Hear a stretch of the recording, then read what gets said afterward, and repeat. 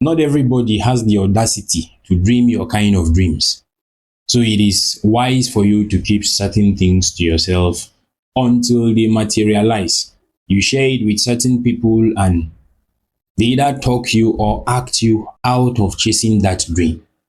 They say, this dream is too big. They may not even say it verbally, but they act it out to you to show you that you are chasing too much. You too do. And then they ask you questions like, do you have the resources? Do you have what it takes to chase this kind of dream? They tell you to look at the economy, say economy is not so favorable. So why are you doing this? Or else they tell you that if only you started earlier, or else they will say you are in a hurry, you should calm down.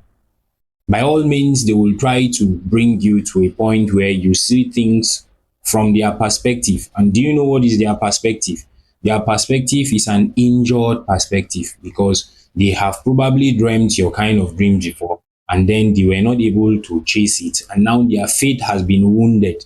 They now live as pessimists in some way. They may not admit, but it is what it is. And you know what they say, that sorrow loves company.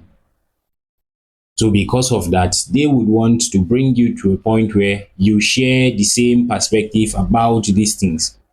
Meanwhile, your perspective is not injured. As a matter of fact, all the questions that they are asking, you've asked yourself the resources, the timing, and all of those things, and you have been able to overcome. They are like hurdles, and you have overcome all of those hurdles to a point where what is left is execution. And you decided to share with them, and then guess what? They take you back to the beginning to begin to ask the same questions that you've asked in your mind, and you've analyzed and you've conquered all of those things. So it is like a virus that they use to corrupt your dream, to corrupt your intention.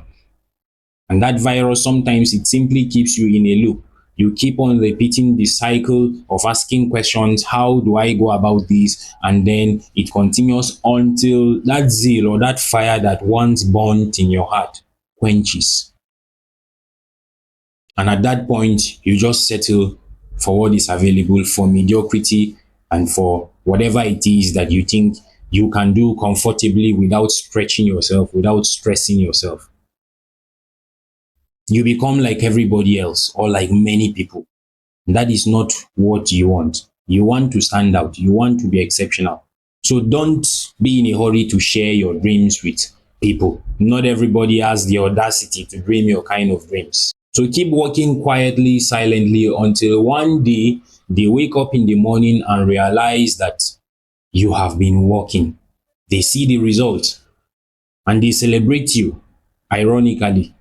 And then you go back into silent work again until the time comes for another celebration. And keep that cycle repeating. I will see you tomorrow.